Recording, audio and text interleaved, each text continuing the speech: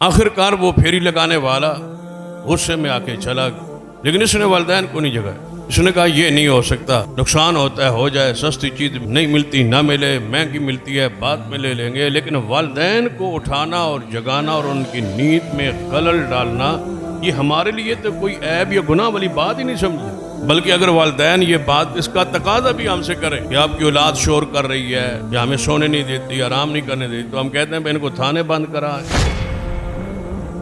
ان کو زہر دے دیں، ان کو مار دیں۔ یعنی ہمارا کردار، ہماری سیرت، ہمارے الفاظ، ہمارے اقوال کی حالت کیفیت یہ ہے۔ اب وہ سودا تو نہیں ہوا، لیکن اللہ نیکی کرنے والوں کی نیکی ضائع نہیں کرتا۔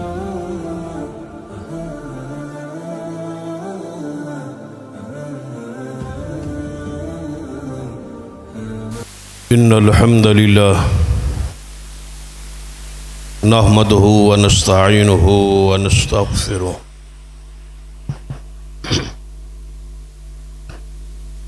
ونعوذ باللہ من شرور انفسنا ومن سیئات اعمالنا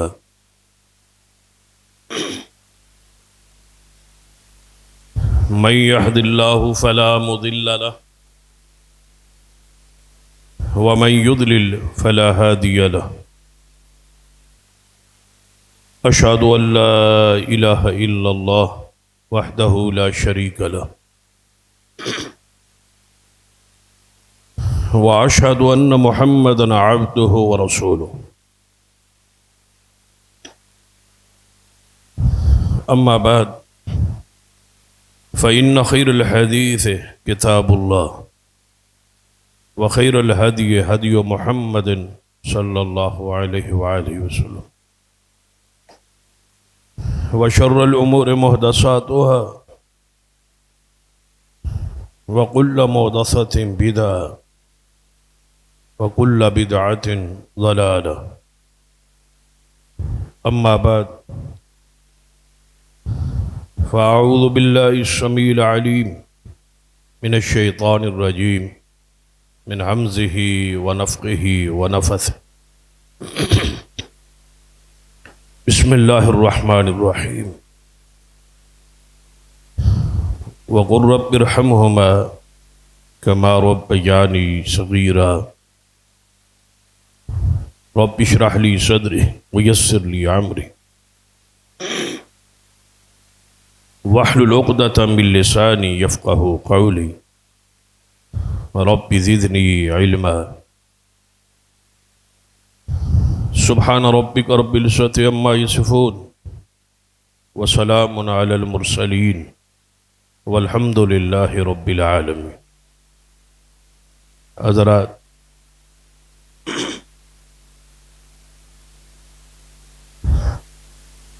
قرآن پاک کی دوسری سورہ مبارکہ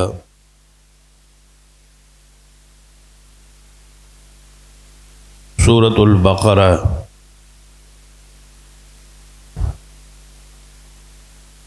اس میں ایک واقعہ بیان ہوا ہے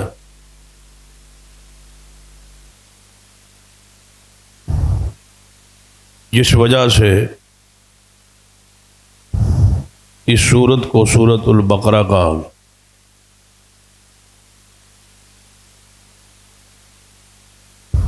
یہ ایک گائے کا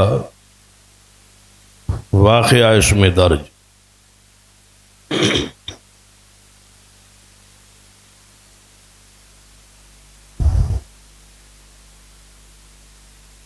اور اس واقعہ کی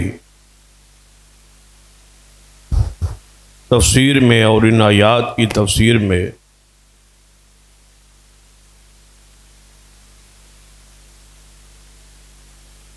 مفسرین کرام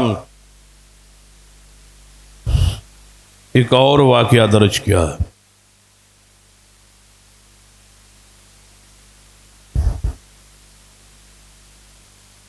جو اس گائے کے واقعہ کے سیاق و سباق بیان کیا گیا۔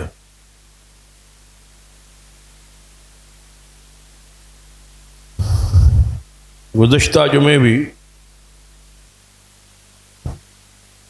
اسی نوعیت کا ایک حدیث سے واقعہ ہم نے بیان کیا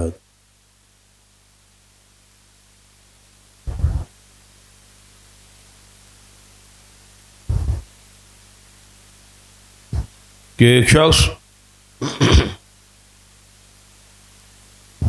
بازار میں کوئی چیز فروخت کر رہا ہے،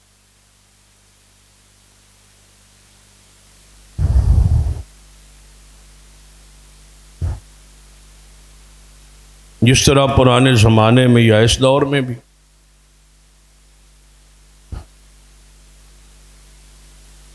گلی کوچوں میں لوگ سودا بیچتے ہیں، پھیری لگاتے ہیں، جس کو ہم اپنی زبان میں پھیری لگانے والا کہتے ہیں۔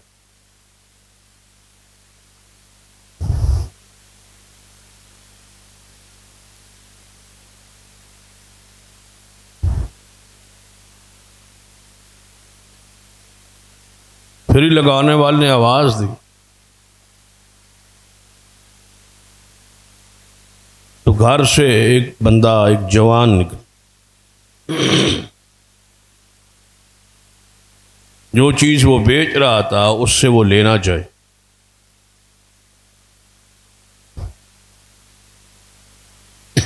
قیمت طے ہوئی۔ اب وہ نوجوان گھر جاتا ہے، وہ جو چیز میں نے خریدی ہے اس کی قیمت، اس کے پیسے اندر سے گھر سے لے آؤں اور اس کو دوں اور چیز لے لوں۔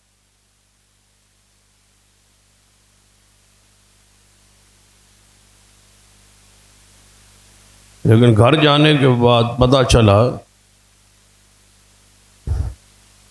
کہ میرے والدین جو ہیں وہ سوئے ہوئے،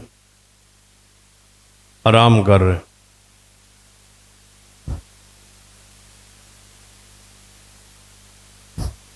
اور جو ہمارا وہ خزانہ ہے یا بیت المال ہے یا جہاں ہم چیز اپنا پیسہ رکھتے ہیں،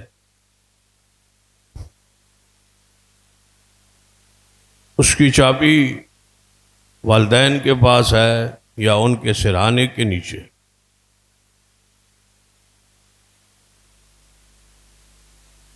اب یہ کی صورت ہے کہ والدین کو اٹھاؤں، جگاؤں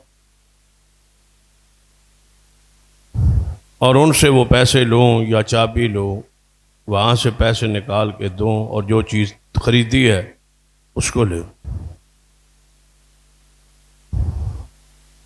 لیکن اس جوان نے والدین کو اٹھانا پسند نہ کی۔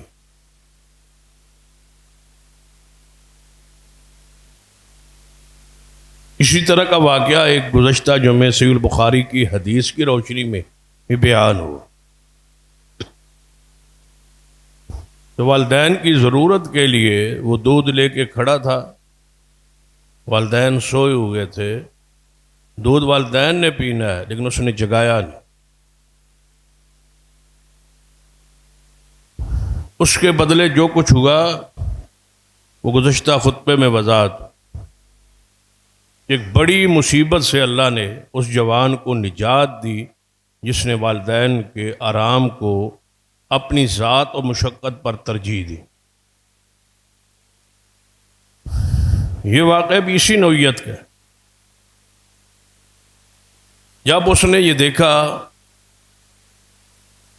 کہ والدین تو سو رہے، سودا بھی میرا ہو گیا، پیسے بھی میرے پاس نہیں ہیں، والدین کو نہیں اٹھایا، نہیں جگایا، آرام میں خلل نہیں ڈالا۔ یعنی ان واقعات سے ہمیں سبق اور درس جو نصیب ہوتا ہے اس کی طرف توجہ کیا گیا۔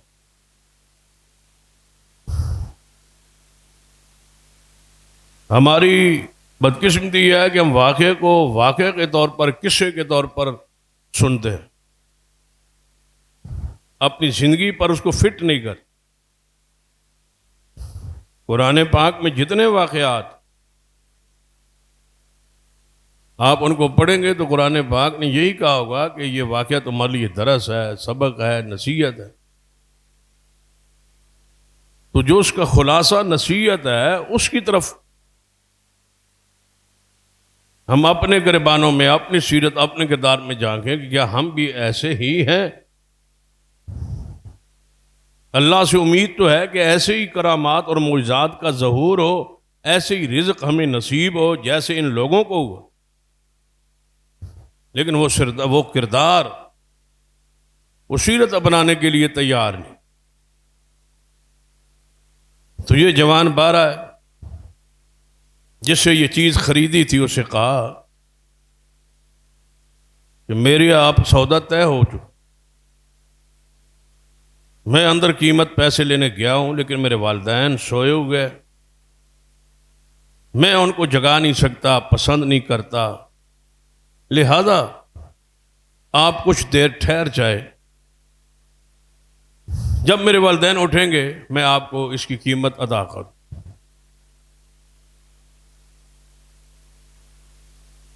اس سودا بیچنے والے نے کہا کہ آپ والدین کو اٹھائیں، جگائیں، اگر آپ مجھے انتظار کی یہ زحمت مجھے نہ اٹھانی پڑے اور فوری قیمت ادا کر دے تو میں اس میں مزید رعایت کرتا، یعنی جتنی قیمت طے ہوئی ہے اس سے کچھ کم دے. اب جوان وہ کہتا ہے کہ جتنی قیمت طے ہوئی ہے اس سے زیادہ لے لے، میں زیادہ پیسے دینے کے لیے تیار ہوں لیکن والدین کو جگاؤں گا نہیں، اٹھاؤں گا نہیں. وہ قیمت کم کرتا گیا، یہ قیمت چڑھاتا گیا، لیکن آخر پہ فیصلہ یہی ہوا کہ اگر تو انتظار نہیں کر سکتا تو منہ مانگی قیمت دینے کے لیے تیار ہوں لیکن والدین کو نہیں اٹھاؤں.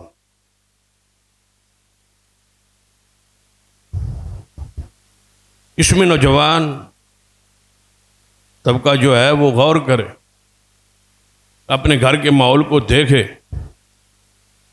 کیا ہمارا کردار والدین کے آرام اور سکون کے لیے یہی ہے؟ اگر ایسے ہے یہ تو اللہ کا شکر ادا کریں کہ آپ پر اللہ کی رحمت ہے، انعام. اور اگر ایسا نہیں ہے تو اپنی پھر سیرت پر، کردار پر غور کرے. اللہ سے جن باتوں کی امید لگائے بیٹھے ہیں، ذرا جن صاحب کردار لوگوں پر وہ رحمتیں ہوئیں ان کا کردار بھی اپنا ہے. آخر کار وہ پھیری لگانے والا غصے میں آ کے چلا، لیکن اس نے والدین کو نہیں جگایا. اس نے کہا یہ نہیں ہو سکتا، نقصان ہوتا ہے ہو جائے، سستی چیز نہیں ملتی نہ ملے، مہنگی ملتی ہے بعد میں لے لیں گے، لیکن والدین کو اٹھانا اور جگانا اور ان کی نیند میں خلل ڈالنا یہ ہمارے لیے تو کوئی عیب یا گناہ والی بات ہی نہیں سمجھا.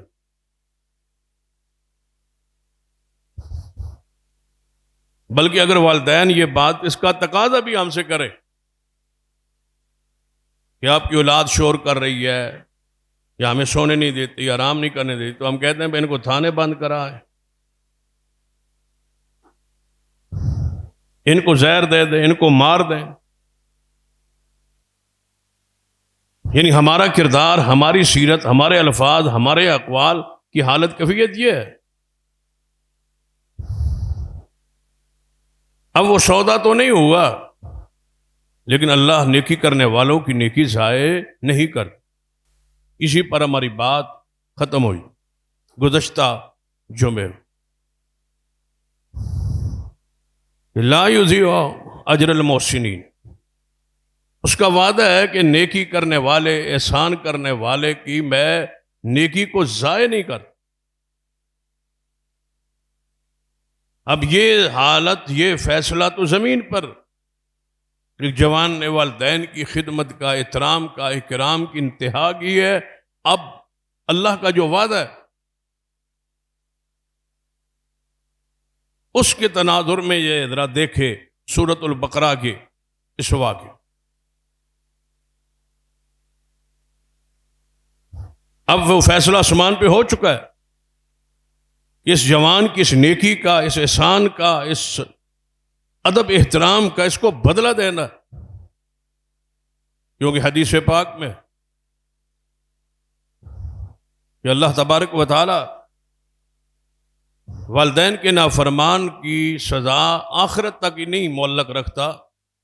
بہت سارے گناہ ہیں اللہ ڈھیل دے دیتا ہے، مہلت دے دیتا ہے، بندہ کرتا رہتا ہے، اللہ تعالیٰ نہیں پکڑتا. کہتا ہے قیامت کا دن تو ہے ہی ہے، حساب تو ہے ہی ہے، جہنم تو ہے ہی، اس دن عذاب ہو. لیکن والدین کے نافرمان کے لیے اللہ تعالیٰ سزا کی تاخیر نہیں کرتا، اللہ اس کی سزا دنیا میں دے.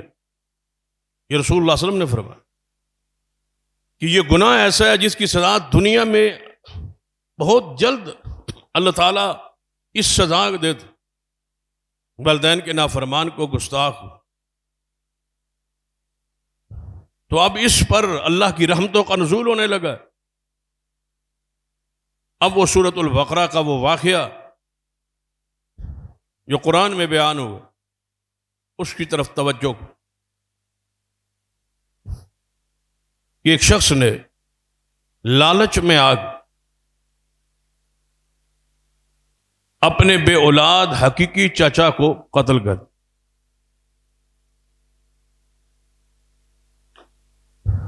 یہ چچا مرے گا، اس کی اولاد تو ہے.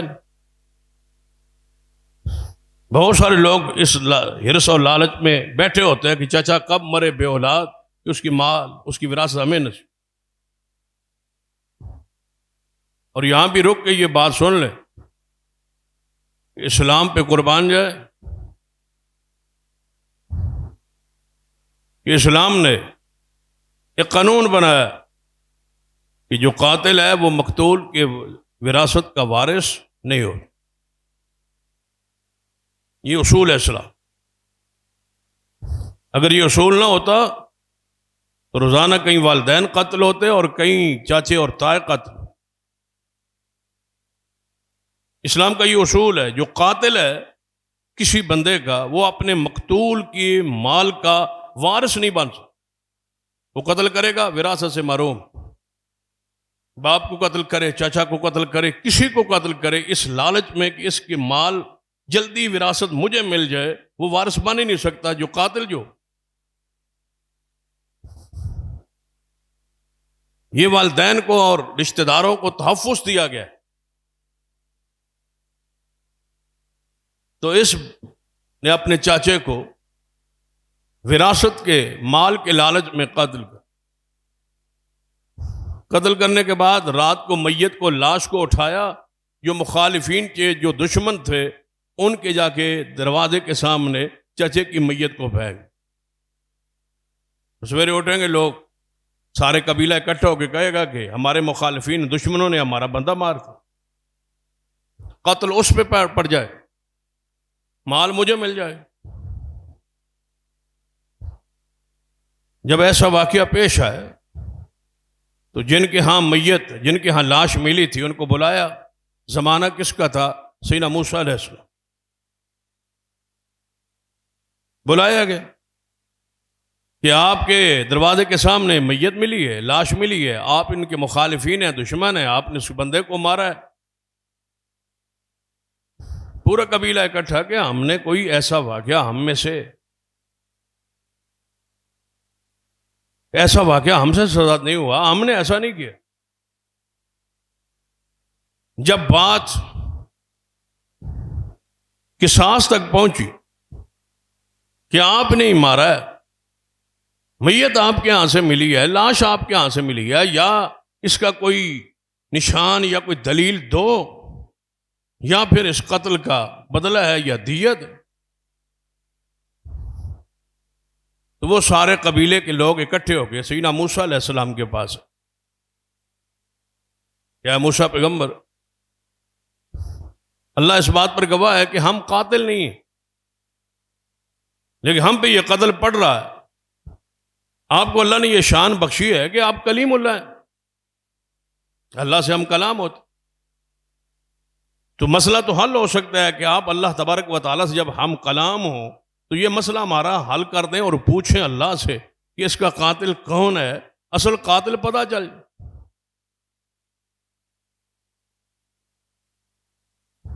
سیدنا موسیٰ علیہ السلام نے فرمایا کہ میں اس سوال اللہ تعالیٰ کے سامنے رکھوں گا اور پوچھوں.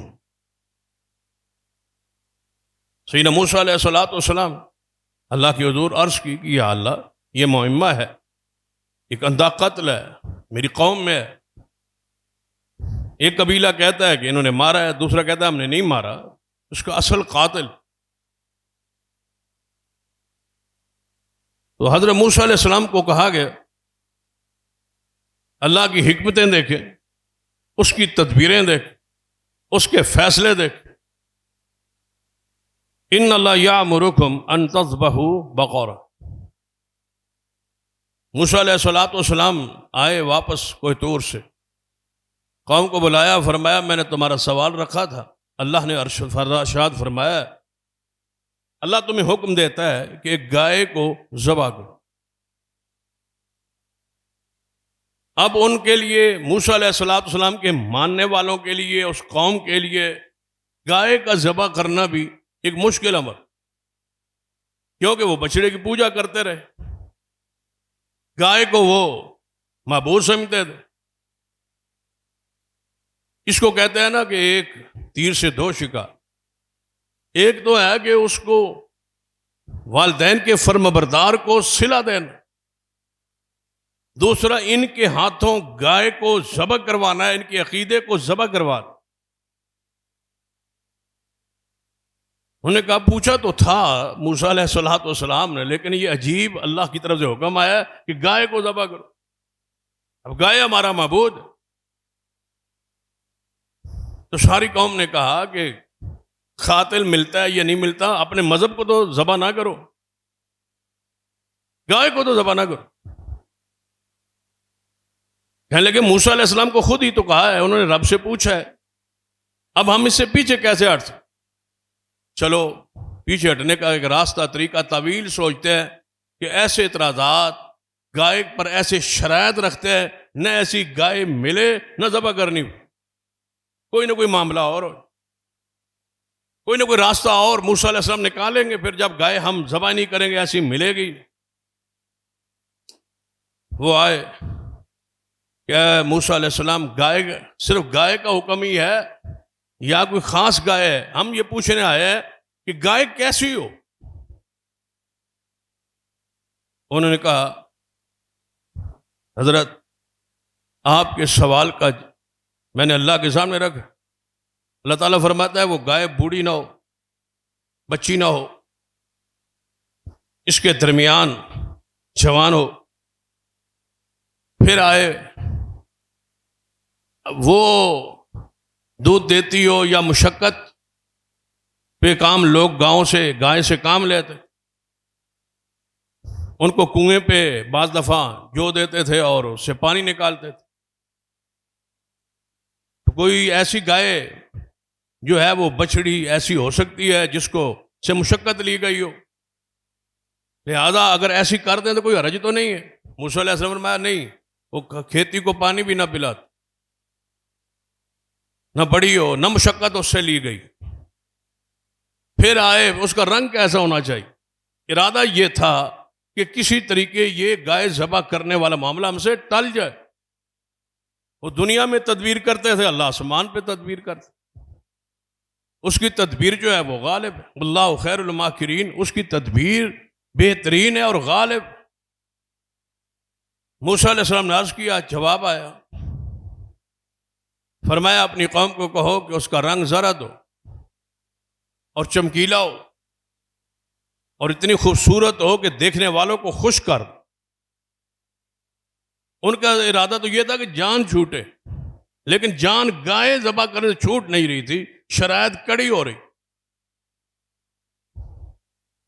انہوں نے کہا جب کوئی صورت نہیں ہے تو پھر آپ گائے کو ذبح کرتے ہیں، لیکن گائے پھر ایسی جیسا قرآن کہہ رہا ہے، جیسے موسیٰ علیہ السلام نے فرمایا ہے ویسی گائے تلاش کرے۔ اب اس گائے کی تلاش میں نکلے، وہ گائے وہیں سے ملنی تھی جس نے اپنے والدین کو نہیں اٹھایا، جس نے اپنے والدین کو نہیں جگایا، جس نے اپنے ماں باپ کے آرام میں خلل نہیں ڈالا تھا، جس نے ایک قیمتی سودا تو جانے دیا لیکن والدین کی نیند کو خراب نہیں کیا، اونچی آواز سے بولا نہیں ہے۔ تلاش کرتے کرتے وہ گئے، کیسی ہو، سارا علاقہ چھان مارا، وہی جوان اسی کے ہاں اسی کی ڈیرے پر وہ گائے موجود ہے جو ان شرائط پہ پوری اترتی ہے جنہیں اللہ حکم دیتا ہے ذبح۔ جب وہ ساری قوم آئے بھائی یہ گائے ہم خریدتے ہیں، یہ اس معیار پہ پوری اتر رہے۔ اب جب ایک ہی گائے ہو پورے علاقے پورے ملک میں، وہ ایک ہی گائے ہو اور لینے بھی لازم ہو، پھر دینے والا لینے والوں کی ضرورت اور مجبوری ہو، اور دینے والا جو ہے پھر وہ اپنی قیمت تو مانگے۔ مفسرین نے لکھا ہے کہ اس گائے کو سونے کے ساتھ تول کے خریدا گیا، اور اس گھر کو اللہ نے بھر دیا، اس جوان کو اللہ نے مال و دولت وَيَرْزُقْهُ مِنْ حَيْثُ لَا يَحْتَسِبُ، جہاں سے وام و گمان بھی نہیں تھا، رزق کی وہ فراوانی کی، صرف ایک لمحہ والدین کو آرام کو خراب نہیں کی۔ یہ صلہ ہے والدین سے محبت، والدین سے عقیدت، والدین کے ادب، والدین کے احترام۔ ذرا سورۃ البقرہ سے آگے چلے سورہ یوسف کی طرف، اس میں اولاد اور باپ کا کردار موجود ہے۔ ایک ہی باپ ہے، سیدنا یعقوب علیہ السلام۔ اولاد جو ہے وہ 11 بیٹے، 11 بیٹوں میں سے 2 سیدنا یوسف علیہ السلام اور سیدنا بنیامین، یہ 2 بھائی۔ بعض نے لکھا ہے مورخین اور مفسرین کہ یہ 2 سگے بھائی ماں اور باپ کے لحاظ، اور دونوں جو باقی جو بھائی ہیں 10، وہ باپ تو یعقوب علیہ السلام لیکن ماں الگ۔ اب ایک گھر میں 11 بھائی موجود ہے،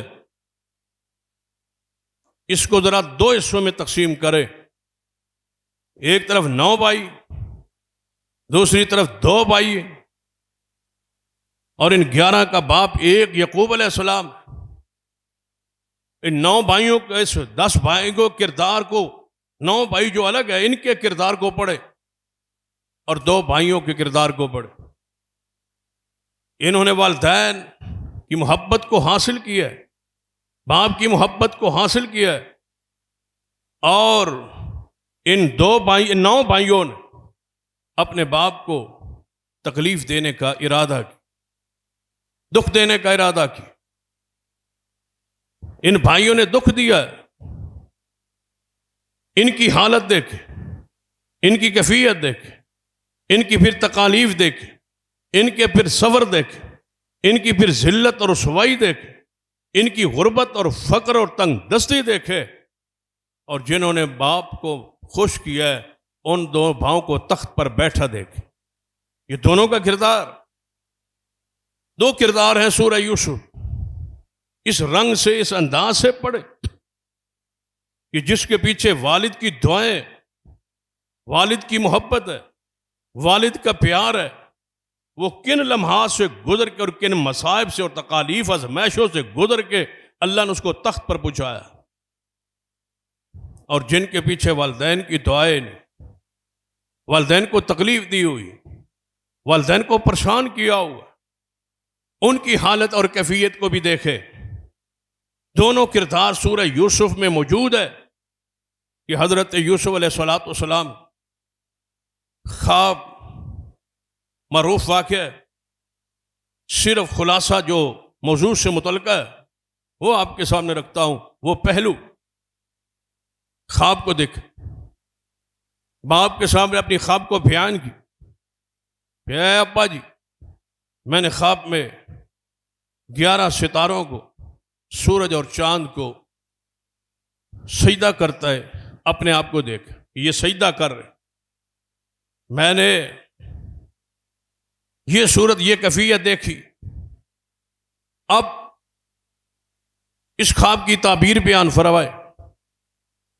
سیدنا یعقوب علیہ السلام فرمایا، بیٹا اس کی تو بڑی پیاری تعبیر محسوس ہوتی، اللہ تبارک و تعالیٰ تجھے عزت دے گا، نبوت دے گا، مقام دے گا اور شان دے گا، اور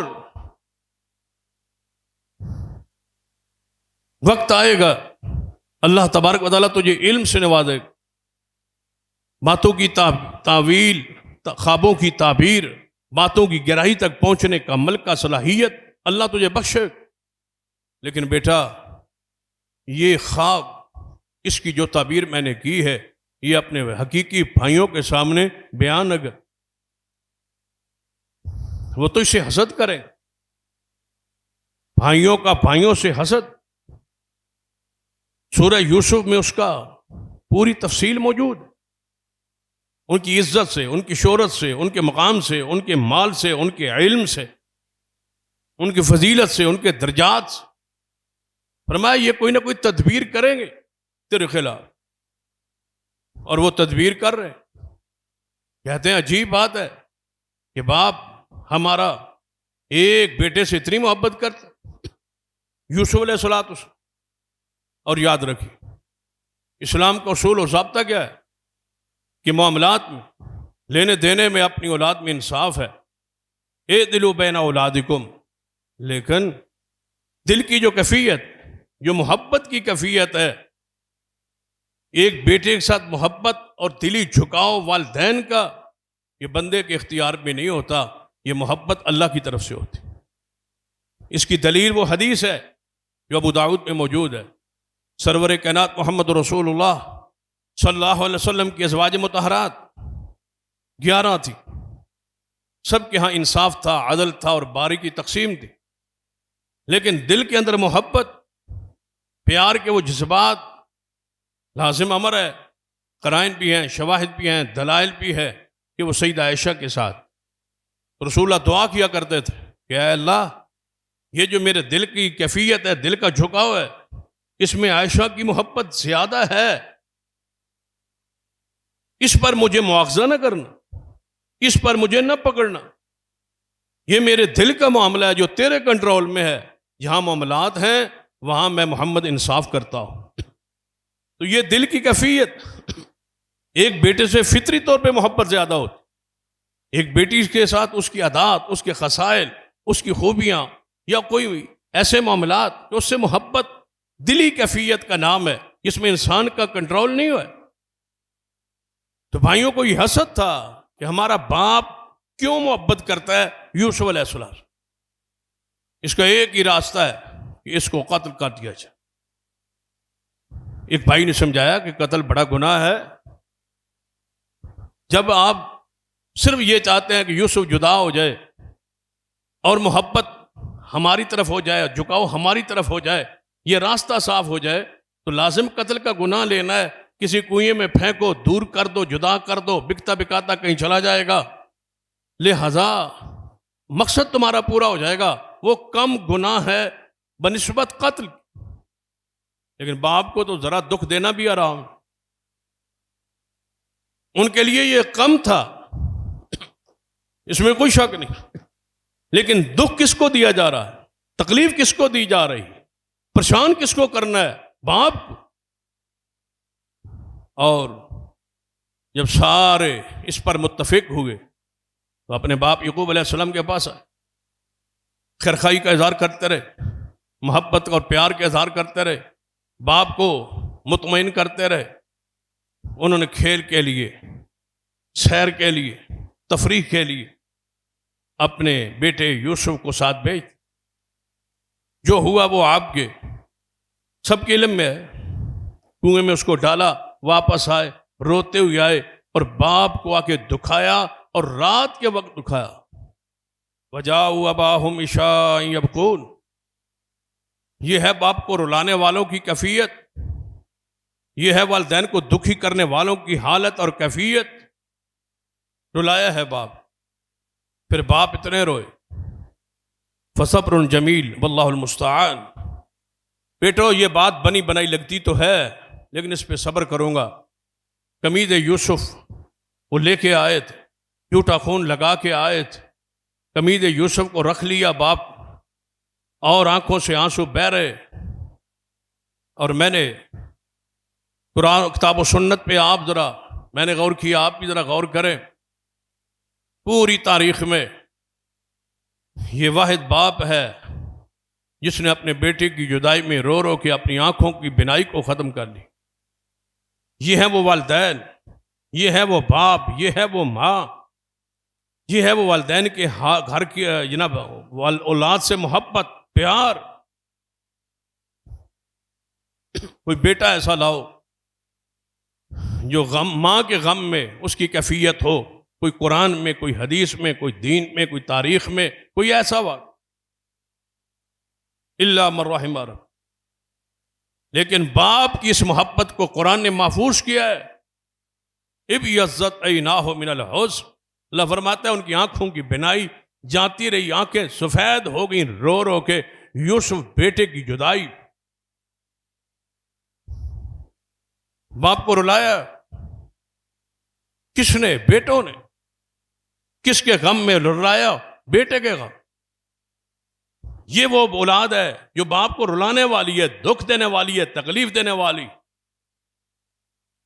پھر بیٹا تو پہنچ گئے عزیز مصر کے ہاں بکتا بکات. زلیخا کی پرورش، پھر زلیخا کی سیرت اور کردار سورہ یوسف میں موجود. پھر زلیخا کا بلانا، یوسف کو بند کمرے میں پہنچانا اور دعوت گناہ دینا. وہاں قرآن نے کیا کہا؟ لولا ارآ برہان ربی، اللہ نے ایک ایسی برہان دکھلائی یوسف علیہ السلام کو، اگر وہ برہان نہ دیکھتا تو قرآن کہتا ہے اس گناہ سے بچ نہیں سکتا. بچے کس سے؟ برہان سے. برہان کیا تھی؟ فرمایا کوئی دلیل تھی، کوئی معجزہ تھا، کوئی ایسی چیز تھی جس کو دیکھا. اب وہ کیا تھی؟ بعد نے کہا دل کو اللہ نے گناہ سے دور کر دیا، مطمئن کر دیا. کئی تعویلات، کئی تفاسیر میں واقعات موجود ہیں. ایک کی طرف اشارہ کر کہ یوسف علیہ السلام جب اس بند کمرے میں پہنچے، زلیخا نے دعوت گناہ دی تو یوسف نے آنکھ کھول کے دیکھا تو سامنے یعقوب علیہ السلام نظر آ رہے. کئی ایک واقعات یا رسول اللہ صلی اللہ علیہ وسلم نے مکہ میں بیٹھ کے بیت المقدس کو دیکھ کے گن کے نہیں بتلایا. یہ برہان نظر آ رہی. اب باپ سامنے نظر آ رہا ہو اور باپ یہ کہہ رہا ہو بیٹا ہماری تو ساری پشتوں میں یہ کسی نے گناہ کیا ہی نہیں، جس کی طرف سے تجھے بلایا جا رہا ہے اس گناہ کے قریب نہ جانا. جس کے دل میں والدین کا ادب، احترام، اکرام اور خدمات کے جذبات ہوں، اللہ ان کو گناہوں سے کیسے محفوظ رکھتا ہے، مصائب سے کیسے محفوظ رکھتا ہے. بیٹا اس کے قریب نہ جانا. قال معاذ اللہ، فوراً بولے اس برہان کو دیکھ کے کہ اللہ کی پناہ. فرمایا یوسف پیچھے کی طرف دوڑ. فرمایا دروازے تو بند ہے. فرمایا جو باپ کو دکھی اور تکلیف میں نہ ڈالے اللہ اس کے لیے پھر دروازوں کو کھول دے. دروازے کھلے ہوئے پائے. پھر یوسف کے خلاف کتنا پروپیگنڈا ہو. زلیخا نے کیا کچھ نہیں کیا، جیلوں میں پہنچایا، لیکن پھر جیل سے کردار کو صاف لے کے اور کر کے باہر نکلے اور اپنی صفائی کی گواہی، اپنی شان اور مقام کو بیان کروا کے نکلے. تخت پہ نشیں ہوئے، بیٹھے، اور کنان میں علاقے میں قات ہے، سوائے مصر کے کہیں دانہ موجود ہی نہیں. اب کنان سے لوگ آ رہے ہیں دانے لینے کے لیے. وہی بھائی کنویں میں ڈالنے والے، وہی دکھی کرنے والے، والدین کو ذلیل و رسوا کرنے والے، والدین کو پریشان کرنے والے، والدین کو دکھ دینے والے، ان کی حالت کیفیت دیکھیے. اونٹوں پہ سفر جاری ہے کہ کسی طریقے کوئی دانہ مل جائے کھانے کے لیے. والدین کی توہین کرنے والوں کو اللہ کبھی رزق سکون سے نہیں عطا فرمائے. یوسف علیہ السلام کے سامنے گڑے، یوسف دیکھ رہے ہیں وہی بھائی آ گئے. گندم دے دی گئی، پیسے واپس کر دیے گئے، بھائی کو ساتھ لانے کا وعدہ لے لیا گیا، وہ بنیامین کو ساتھ لے کے واپس پہنچ، بات کھلی، راز کھلا، اور آ کے دوسری مرتبہ کیا کہتے؟ اے یوسف، اے عزیز مصر، اے یوسف، ہمارا باپ بوڑھا ہے، یہ ہم بھائی آپ سے وعدہ کے مطابق لے آئے، ہمارے پاس بس یہی کچھ پیسے ہے، اور ہم آپ سے گزارے کہ تصدق علینا، ہم پہ صدقہ کر، ہم غریب ہیں، ہم پہ صدقہ کر۔ والدین کو دکھ دینے والوں کو صدقہ مانگتے ہوئے قرآن دکھلا رہا ہے۔ غربت کا یہ حالت، یہ کیفیت والدین کو، باپ کو رلانے کی وجہ سے، جس نے باپ کو ماں کو رلایا ہے وہ صدقہ مانگ کے رہے، وہ فقر تنگ دستی میں جا کے رہے، یہ حالت، یہ کیفیت۔ یوسف علیہ السلام بولے صدقہ بھی دوں گا، سب کچھ دوں گا، بس اتنا بتا دو یوسف علیہ السلام کے ساتھ تم نے کیا کیا تھا؟ فرمایا کیا آپ یوسف ہے؟ فرمایا انا یوسف هذا اخی، میں یوسف ہوں اور یہ میرا بھائی، اللہ نے ہم پر احسان کیا ہے، یہ میری قمیص لے جاؤ، اور جھوٹی قمیض لے جانے والوں، جھوٹی قمیض پہ جھوٹا خون لگا کے، جھوٹے خون لگا کے میرے باپ کو دکھ دینے والوں، تکلیف دینے والوں، پریشان کرنے والے بیٹو، آج یوسف کی قمیض لے جاؤ، آج پھر باپ کے چہرے پہ ڈالو، اللہ بینائی کو کیسے واپس کرتا۔ واہ یوسف، تیری قمیص باپ کی صحت کا سبب اور ذریعہ بنی ہے۔ جو ہی قمیص یوسف حضرت یعقوب کی آنکھوں پہ رکھی گئی، اللہ نے بینائی اسی طرح کر دی جس طرح پہلے تھی۔ باپ کو لے کے، ماں کو لے کے، رشتہ بھائیوں کو لے کے سارا یہ قافلہ یوسف علیہ السلام کے پاس جب مصر میں پہنچا، سجدہ تعظیمی میں سارے بھائی سجدے میں گرے، تو فرمایا ابا جی یہ ہے میرا خواب، اور یہ ہے اس خواب کی تعبیر جس کو اللہ نے سچ کر دکھایا۔ یہ بھائی آج میرے سامنے تعظیم میں ہے اور تقریب میں ہے، سجدہ ریز ہے، یہ حالت ان کی ہے، اور آپ کی حالت اور آپ کی عزت اور آپ کا وقار، جس نے والد کو سکھ دیا ہے، سکون دیا ہے، اس کی شان، عزت اور عظمت کو دے۔ دونوں کردار سورہ یوسف میں صراحت کے ساتھ موجود، اپنے دل میں یہ باتیں اتاری۔ والدین کے احترام اکرام جو ان کا حق ہے، احسان کا، نیکی کا، اس کو اختیار کیجیے۔ جہاں کمی کوتاہی ہو گئی ہے اس سے اللہ سے معافی مانگ، اور جن کے والدین فوت ہو چکے وہ پریشان ہوتے ہیں زیادہ اس وجہ سے، بھئی ہم سے سستی ہوئی، ہم سے قائلی ہوئی، ہم سے گستاخی ہوئی، ہم سے توہین ہوئی، کاش یہ نہ ہوتا۔ تو پھر بندہ پریشان ہوتا ہے کہ اب تو وہ دنیا سے جا چکے، اب کوئی راستہ ہے کہ وہ میری گستاخی، وہ میری توہین، وہ میری سستی، وہ میری کاہلی جو میں ان کی زندگی میں کرتا رہا، وہ معافی مل جائے۔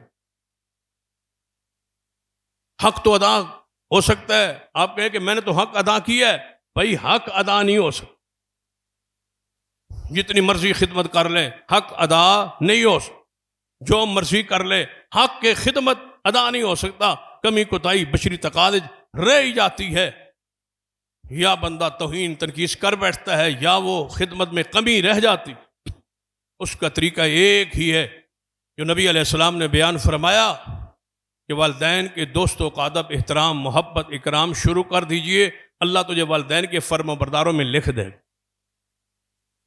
والد کے دوست تو ہوں گے، والد کے رشتہ دار تو ہوں گے، ماں کی وہ بزرگ سہیلیاں تو ہوں گی، ان کا احترام، ان کا اکرام، ان سے محبت، ان سے میل جول، ان سے ملاقات، ان کی خدمت، ان کے تحفے تحائف، ان کی خوشی غمی، یہ تجھے والدین کے فرما برداروں میں یہ چیز لکھوا دے۔ نیت کیا ہو کہ میں اس کو کیوں مل رہا ہوں، یہ میرے والد کا دوست، میں اس سے کیوں محبت کر رہا ہوں، یہ میرے والد کا ملنے والا، میں اس کو کیوں تحفہ تحائف دے رہا ہوں، کیوں احترام کر رہا ہوں، یہ میرے والد سے محبت کرتا ہے، یہ میرے والد کا دوست ہے، میرے والد اس سے محبت اور اس کے احترام اور اس سے محبت اور پیار کر۔ والدین کے دوستوں کا احترام و اکرام یہ والدین کے حقوق میں سے ایک ان کا حق ہے۔ والدین کی خیرات، والدین کے صدقات کو جاری رکھنا، یہ بھی والدین سے محبت کا ایک انداز ہے۔ میرا باپ مہمانوں کی خدمت کرتا، میرا باپ مسجد کی خدمت کرتا، میرا باپ طلباء کی مدرسے کی خدمت کرتا تھا، میرا باپ یتیموں مسکینوں سے محبت کرتا تھا، میرا باپ کا یہ عمل تھا، میں اس کو جاری رکھوں تاکہ میرے والد کے لیے یہ صدقہ جاریہ بن۔ والدین کی حسنات کو بند کرنا، والدین کی نیکیوں کو بند کرنا، اس کا بھی صلہ دنیا میں عذاب کی صورت میں ملتا ہے، اور اس کی گواہی سورۃ القلم میں موجود ہے۔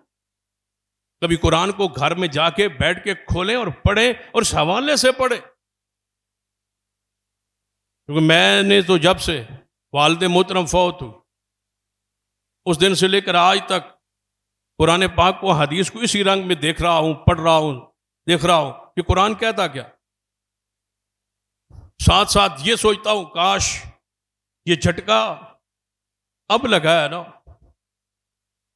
تو اس کو پہلے پڑھتے اور دیکھتے اور سنتے اس لحاظ سے۔ تو مجھے تو قرآن ان دنوں میں لگتا ہی ایسے ہے کہ جیسا سارا نازلی والدین کی شان میں ہو، ان کے اکرام میں، ان کی عزت اور ان کے وقار۔ سورۃ البقرہ پڑھے، سورۃ آل عمران پڑھے، اس طرح آگے سورہ یوسف کو پڑھے، سورہ ہود کو پڑھے، ان میں کتنے تذکرے موجود ہیں۔ کہیں ابراہیم ہے، کہیں اس کا باپ ہے، کہیں ابراہیم ہے، کہیں ان کی اولاد ہے، کہیں موسیٰ پیغمبر ہیں، کہیں صاحب مدین ہے، کہیں سورہ آل عمران ہے اور ان کی بیٹی مریم ہے، ان کا کردار ہے، کہیں یہ سیدہ مریم ہے، ان کا بیٹا عیسیٰ ابن مریم ہے، ان کا کردار ہے۔ مجھے تو قرآن پاک ایسے ایسے اس معاملے میں بولتا نظر آ رہا،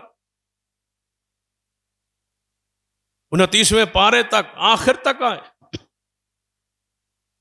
انا اعطیناک الکوثر تک پہنچے، پھر آپ کو باپ اور بے اولاد، جس کی کسی کا باپ نہیں ہے، یعنی جس کی اولاد نہیں ہے، اس کی کیفیت کو پڑھ، قرآن پاک کو پڑھے اس حوالے سے۔ والدین کے صدقات کو، خیرات کو بند کرنا، پھر کبھی آپ کہیں کہ آپ کو سکھ آئے، سکون آئے، اطمینان آئے، برکت ہو، رحمت ہو، یہ نہیں ہو سکتا۔ یہ الگ بات ہے، وَأُمْلِي لَهُمْ إِنَّ كَيْدِي مَتِينٌ، اللہ مہلت دیتا رہے، مہلت دیتا رہے تو اس کی مرضی ہے، لیکن کبھی اس نے رسی کھینچنی بھی تو ہے نا۔ یہ کیسے ہو سکتا ہے کہ رسی نہ کھینچے؟ قرآن کہتا تھا فَانْتَظِرُوا إِنِّي مَعَكُم مِّنَ الْمُنتَظِرِينَ، انتظار کرو، میں بھی انتظار میں ہوں۔ وَأُمْلِي لَهُمْ إِنَّ كَيْدِي مَتِينٌ، اس کی پکڑ بڑی سخت۔ وہ سورۃ القلم کا واقعہ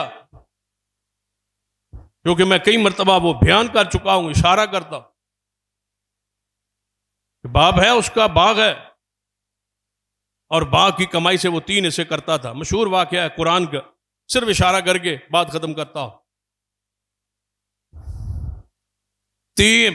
باغ کی کمائی کے 3 حصے ہیں، ایک حصہ اللہ کے لیے اور ایک حصہ غرباء اور مساکین یتامہ کے لیے، یعنی ایک حصہ اللہ کے لیے، دوسرا حصہ اپنے لیے، تیسرا حصہ زمین کے لیے، خرچ کے لیے، زمین پر جو خرچ ہوتا ہے، بیج کا، دیگر معاملات کا، محنت کا، مزدوری کا، اس کے لیے رکھتے۔ باپ فوت ہو گیا، بیٹوں نے کیا کہا؟ باپ کملا تھا، باپ پاگل تھا، باپ بیوقوف تھا، وہ سارا کوئی یتیموں مسکینوں کو، غریبوں کو ہی دیتا رہتا تھا، لہذا ہم نہیں دیں گے، ہم یہ خرچہ بند کریں گے، ہم یہ تعاون بند کریں گے، اور بند کر کے پھر دیکھیں گے کہ غریبوں کے ساتھ سلوک کیسے ہوتے ہیں، وہ کھاتے کیسے ہیں، وہ پیتے کیسے ہیں، ہمارا کھاتے، ہمارا پیتے۔ پھر ایسے ہوا، انہوں نے رات کے پہرے میں، انہوں نے کہا دن کو عادت ہے غریبوں کی، مسکینوں کی، یتیموں کی، جب پتہ چل جائے گا نا باغ توڑ رہے ہیں، پک گیا، یہ سارے آ جائیں گے۔ روزانہ جو آتے تھے، ہر سال آتے تھے، ہر باپ جب بھی فصل کاٹتا تھا اعلان کرتا تھا کہ میں اللہ کے حصہ گھر نہیں لے جاؤں گا، غریب یتیم مسکین حقدار مستحقین وہاں آ جائیں، وہ آ جاتے تھے، وہ لے جاتے تھے، کہیں پھر نہ آ جائیں۔ لہذا اس کیفیت رات کے وقت باغ توڑتے ہیں تاکہ پتہ نہ چل غریبوں کو، مسکینوں سے صدقہ نہیں کرنا، ہم نے خیرات نہیں کرنی، باپ کا خیرات کا جو سلسلہ ہے اس کو بند کرنا ہے، باپ کا ہمارا جو ہے اس کا جو نیکی ہے اس کا صدقہ جاری کو بند کر۔ پھر ایسے ہی ہوا، شام کے وقت گئے، قرآن کہتا ہے تینوں بھائی ہنستے جا رہے ہیں، بڑا بھی اور چھوٹا بھی۔ آج ہاتھ ہو گیا، ہم بڑے چست ہیں، ہم بڑے چلاک ہیں، ہم بڑے شاطر ہیں، ہم بڑے تیز ہیں، ہم نے ہاتھ کیا ہے نا غریبوں سے، ہم نے ہاتھ کیا نا یتیموں سے۔ ہم رات کے وقت جا رہے ہیں نا، سویرے راتوں رات باغ توڑ کے گھر لے جائیں گے، پتہ بھی نہیں چلے گا، واردات ہو گئی نا غریبوں سے۔ جب باغ کے کنارے پہ پہنچے تو دیکھا تو باغ تو وہاں ہے ہی نہیں، باغ ہی کوئی نہیں۔ کہنے لگے باغ کہاں گیا؟ راہ بھول گیا، یہ تو ہماری زمین ہی نہیں لگتی۔ درمیانے نے بول کے کہا بدبختو، زمین وہی ہے، جگہ وہی ہے، جن سے چھپا رہے تھے ان کا رازق مالک نے یہ انتظام کر دیا ہے، جڑوں سمیت اکھیڑ کے اتنا دور پھینکا کہ نظر بھی نہ آئے۔ فانتظروا، انتظار کرو، میں انتظار کر رہا ہوں۔ وَأُمْلِي لَهُمْ إِنَّ كَيْدِي مَتِينٌ، اس کی پکڑ بڑی سخت ہے۔ باپ کے، والد کے صدقات کو، خیرات کو جاری رکھیے، یہ والدین کے ساتھ حسن سلوک کا ایک انداز ہے۔ ذرا چلتے ہیں سورۃ القاف، سورہ یوسف سے ذرا آگے بڑھی، سورۃ لقمان بھی اسی حوالے سے ہی ہے۔ ایک باپ کی نصیحت ہے، ایک باپ کی وصیت ہے، ایک باپ کا کردار ہے اولاد کے حق۔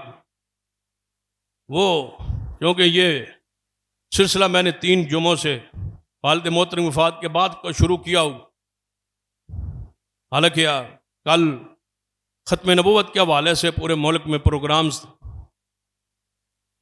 میرا ایک جی چاہتا تھا کہ اسی حوالے سے بیان، لیکن یہ ذہن اسی طرف مڑا ہوا ہے، تو ہو سکتا ہے کہیں اور خطبات بھی اسی موضوع پہ چلتے رہے۔ سورۃ القاف میں ذرا جائے، وہاں بھی وہ خضر علیہ السلام اور موسیٰ علیہ السلام کے اس سفر کو پڑھیں، سارا والدین سے متعلقہ ہی تو ہے۔ ایک بچے کو، چھوٹا سا بچہ تھا، قرآن کا واقعہ ہے، کوئی انکار بھی نہیں کر سکتا، سیدنا خضر علیہ السلام نے پکڑا، اس کو مار دیا، قتل کر دیا، گردن دبوچ۔ موسیٰ علیہ السلام تھے، اللہ کے نبی تھے، فوری بولے آپ نے یہ کیا کیا؟ ایک بچہ ہے، بے گناہ ہے، چھوٹا ہے، کوئی بڑا تو ہے نہیں، قصور کیا نہیں، اور آپ نے اس کو قتل کر دیا۔ بڑی عجیب بات ہے۔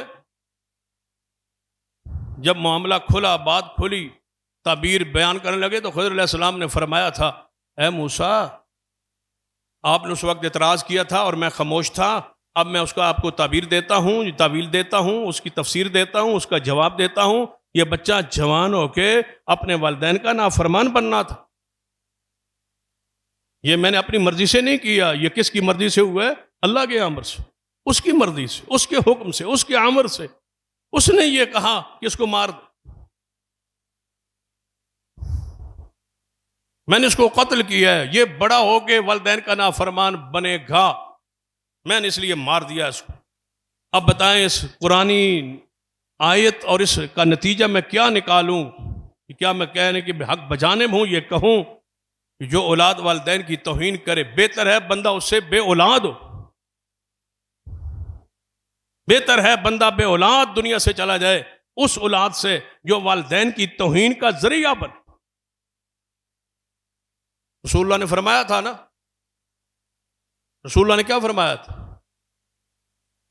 فرمایا بڑا وہ عجیب لعنت ہے اس شخص پر جو اپنے والدین کو گالیاں دیتا ہے، جو اپنے والدین کو گالیاں دیتا ہے اس پر لعنت ہے اللہ کی۔ صحابہ نے یہ بات سن کے حیرانگی کا اظہار کیا، یا رسول اللہ، بھلا کوئی اپنے والد کو، اپنے باپ کو، اپنی ماں کو خود گالیاں دے سکتا ہے؟ آپ نے فرمایا جب کسی کے والدین کو گالیاں دو گے تو وہ جواب میں تمہارے والدین کو گالیاں دیں گے، گویا تم نے اپنے والدین کو گالیاں دی۔ جب کسی کے والدین کو برا کہو گے، جب کسی کو برا کہو گے تو ہمارے والدین کو وہ برا کہے گا، گویا اپنے والدین کی توہین کا سبب تم بنے اپنے والدین کی توہین کا۔ کہتے ہیں نا، بندہ کہتا ہے یار تیرا باپ تو چنگا ہے، تو کیوں جو نکلے؟ تیرا باپ تو اتنا اچھا تھا، تو ایسا نکلا۔ کیا کہا تھا وہ مریم علیہ السلام کو قوم نے؟ یا اخت ہارون، ہارون کی بہن، تیرا باپ اچھا، تیرے ماں اچھی، اور تو نے یہ کیا کام کیا کہ بغیر شوہر کے بچہ لے آئی؟ فرمایا، بیٹے کی طرف اشارہ کیا، بولو اللہ کے امر سے اور بتاؤ کہ میری عزت کیا ہے، میری عظمت کیا ہے، میری شان کیا ہے۔ تو یہ میں نے قتل کیا اس بچے کو، یہ بڑا ہو کے والدین کا نافرمان بننا تھا، اور مجھے امید ہے کہ اللہ اس کے بدلے اس کے والدین کو ایسا بیٹا دے گا جو بڑا ہو کے ان کا فرمانبردار ہو۔ رب ہب لی من الصالحین۔ ابراہیم کیا کہتے ہیں؟ اللہ نیک بیٹا دینا، نیک بیٹا دینا۔ فبشرناہ بغلام حلیم، جواز آئی، ہم نے حلیم دیے۔ آپ نے صالح مانگا تھا، ہم نے صالحیت سے بھی اونچے درجہ حلیم دیا ہے۔ آپ اس کو آزماتے جائیں گے، وہ برداشت کرتا جائے۔ پڑھ لیں وہ دوسرا واقعہ، خضر علیہ السلام گئے قوم کی بستی، ایک بستی میں، تو وہاں کچی دیوار گر رہی تھی۔